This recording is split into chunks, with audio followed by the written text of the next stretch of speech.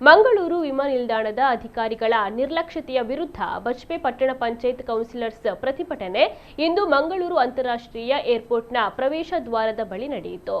ಕೈಯಲ್ಲಿ ಭಿತ್ತಿ ಪತ್ರಗಳನ್ನು ಹಿಡಿದ ಪ್ರತಿಭಟನಾಕಾರರು ತಮಗೆ ನ್ಯಾಯ ಸಿಗುವವರೆಗೂ ಹೋರಾಡುವುದಾಗಿ ಧಿಕ್ಕಾರವನ್ನು ಕೂಗಿದ್ರು. ಪ್ರತಿಭಟನೆಯ ಸಂದರ್ಭದಲ್ಲಿ ಮಂಗಳೂರು ಅಂತಾರಾಷ್ಟ್ರೀಯ ಏರ್ಪೋರ್ಟ್ನ ಅಧಿಕಾರಿಗಳು ಸ್ಥಳಕ್ಕೆ ಆಗಮಿಸಿ ಸ್ಥಳೀಯ ಶಾಸಕ ಉಮ್ಮನತ ಕೋಟಿನವರ ಸಮ್ಮುಖದಲ್ಲಿ ಪ್ರತಿಭಟನಾಕಾರರ ಮನವಿಯನ್ನು ಸ್ವೀಕರಿಸಿದರು. ಪ್ರತಿಭಟನೆಯಲ್ಲಿ ಮುಂದಿಟ್ಟಿರುವ ಎಲ್ಲಾ ಬೇಡಿಕೆಗಳನ್ನು ಈ ತಿಂಗಳ ಅಂತ್ಯದ ಒಳಗೆ ಈಡೇರಿಸುವುದಾಗಿ ಅಧಿಕಾರಿಗಳು ಭರವಸೆ ನೀಡಿದ ಹಿನ್ನೆಲೆ ತಾತ್ಕಾಲಿಕವಾಗಿ ಪ್ರತಿಭಟನೆಯನ್ನ ಹಿಂಪಡೆಯಲಾಯಿತು. ಮಂಗಳೂರು ಏರ್ಪೋರ್ಟ್ನ ರನ್ವೇ ಅಗಲೀಕರಣವಾಗಿ ಮೇಲ್ದರ್ಜೆಗೇರಿರುವುದು ನಮಗೆ ಖುಷಿಯ ವಿಚಾರ. ಆದರೆ ರನ್ವೇ ಮಾಡುವ ಸಂದರ್ಭದಲ್ಲಿ ಇದರಿಂದ ಅಲ್ಲಿನ ನಿವಾಸಿಗಳಿಗೆ ಆದ ತೊಂದರೆಗಳ ಬಗ್ಗೆ ಜಿಲ್ಲಾಡಳಿತ ಹಾಗೂ ಏರ್ಪೋರ್ಟ್ ಆಡಳಿತಕ್ಕೂ ವಿವರಣೆ ಕಳುಹಿಸಿದ್ದರೂ ಕೂಡ ಅವರು ನಿರ್ಲಕ್ಷ್ಯತನ ಧೋರಣೆಯನ್ನ ಅನುಸರಿಸುತ್ತಾ ಬಂದಿದ್ದಾರೆ. ಸಮಸ್ಯೆ ಕೆಂಜಾರು ಕರಂಬಾರು ಪರಿಸರದಲ್ಲಿ ಮಳೆಗಾಲದ ಸಂದರ್ಭ ಮನೆಗಳು ನೀರಿನಲ್ಲಿ ಮುಳುಗಡೆ ಹಾಕಿದ್ದವು. ಅವರ ನಿರ್ಲಕ್ಷ್ಯತನದಿಂದಾಗಿ ನಮ್ಮ 19 ಕೌನ್ಸಿಲರ್ಗಳು ಶಾಂತಿಯುತವಾಗಿ ಪ್ರತಿಭಟನೆಯನ್ನ ಮಾಡ್ತಾ ಇದ್ದೇವೆ ಎಂದು ಬಜ್ಪೆ ಪಟ್ಟಣ ಪಂಚಾಯತ್ನ ಅಧ್ಯಕ್ಷ ಲೋಕೇಶ್ ಪೂಜಾರಿ ಅಸಮಾಧಾನವನ್ನ ವ್ಯಕ್ತಪಡಿಸಿದರು.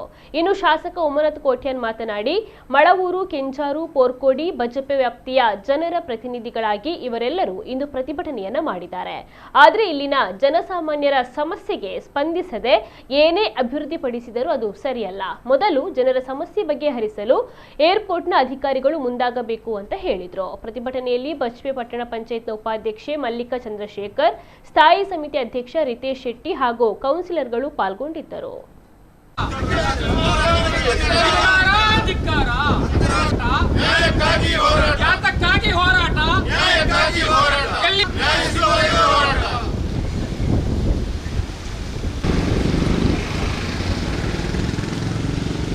ಈ ಪ್ರತಿಭಟನೆ ಸುಮಾರು ಒಂದು 3-4 ವರ್ಷದಿಂದ ಅಂತಾರಾಷ್ಟ್ರೀಯ ವಿಮಾನ ನಿಲ್ದಾಣ ಆಗಿ ಮೇಲ್ದರ್ಜೆಗೇರಿದೆ.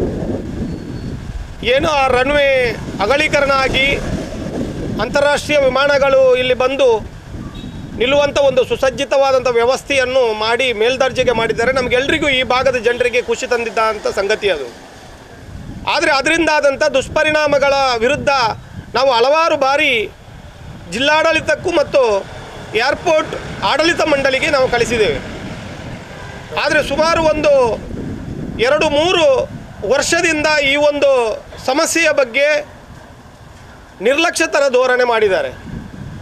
ಆ ಅಂತಾರಾಷ್ಟ್ರೀಯ ವಿಮಾನ ನಿಲ್ದಾಣದ ಆ ನೀರಿನ ಫ್ಲೋ ಏನಿದೆ, ನಮ್ಮ ಈ ಕರಂಬಾರು ಪರಿಸರದಲ್ಲಿ, ಕೆಂಜಾರು ಕರಂಬಾರು ಪರಿಸರದಲ್ಲಿ ತುಂಬ ಫ್ಲೋ ಜಾಸ್ತಿಯಾಗಿ ಒಂದು 2024 ಮತ್ತು 25ನೇ ಆ ಮಳೆಗಾಲದ ಸಂದರ್ಭದಲ್ಲಿ ಹಲವಾರು ಮನೆಗಳು ಮುಳುಗಡೆ ಆಗಿದೆ.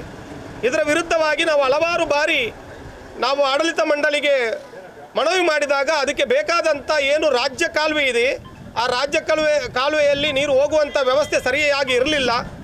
ಅದರಲ್ಲಿ ಹೂಳು ತುಂಬಿರುವಂಥ ಸಂದರ್ಭದಲ್ಲಿ ನಾವು ಪಂಚಾಯತಿ ವತಿಯಿಂದಲೇ ಅದನ್ನು ಮಾಡಿಸಿದ್ದೇವೆ. ಅದನ್ನು ದೊಡ್ಡ ಮಟ್ಟಕ್ಕೆ 2 ಬದಿಯಲ್ಲಿ ತಡೆಗೋಡೆ ಮಾಡಿ ಜನರಿಗೆ ಯಾವುದೇ ರೀತಿಯ ತೊಂದರೆ ಆಗದ ರೀತಿಯಲ್ಲಿ ನೀವು ಮಾಡಿಕೊಡಬೇಕಂತ ನಾವು ಮನವಿ ಮಾಡಿದಾಗ ಅದಕ್ಕೆ ಸ್ಪಂದಿಸಲಿಲ್ಲ. ಹಾಗಾಗಿ ಈ ಬಾರಿಯ ನಾವು ಪಂಚಾಯತಿ ಆಡಳಿತ ಮಂಡಳಿ ಏನಿದೆ, ನಾವು ಜನಪ್ರತಿನಿಧಿಗಳೇನಿದ್ದೇವೆ, ನಾವು ಒಂದು ಇದರ ಬಗ್ಗೆ ಹಲವಾರು ಬಾರಿ ನಾವು ಹೊಸ ಬಾಡಿ ಬಂದ ನಂತರ ಅವರಿಗೆ ಮನವಿ ಮಾಡಿದರೂ ನಮ್ಮ ನಿರ್ಲಕ್ಷ್ಯತನ ಮಾಡಿದ್ದಾರೆ. ಆ ನಿರ್ಲಕ್ಷ್ಯತನದ ಧೋರಣೆಯಿಂದಾಗಿ ನಾವು ಇವತ್ತು ಜನಪ್ರತಿನಿಧಿಗಳೇ ಎದ್ದು ಈ ಪ್ರತಿಭಟನೆ ಮಾಡುವಂಥ ಅನಿವಾರ್ಯತೆ ಬಂದಿದೆ.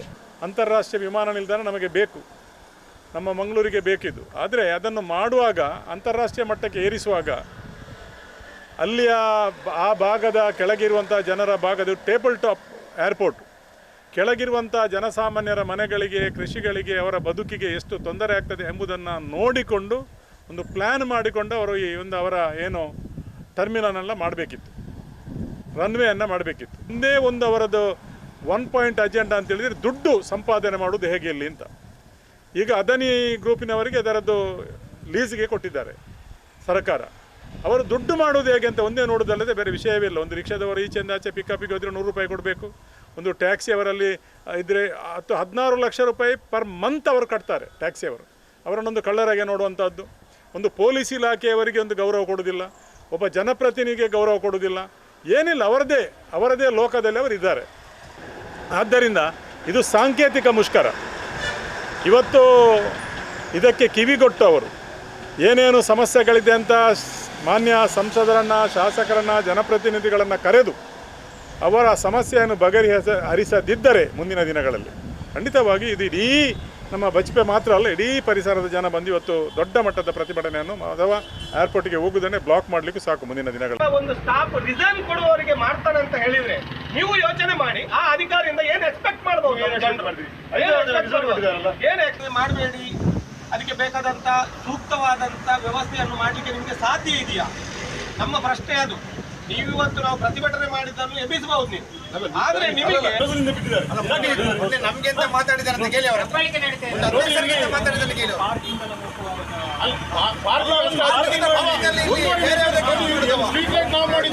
ಒಂದೂವರೆ ಮೀಟರ್ ಮಾರ್ಗ ಮಾತ್ರ PW ಗುಡ್ಡದೆಲ್ಲ ನಮ್ದು ಅಂತ ಹೇಳ್ತಾರೆ.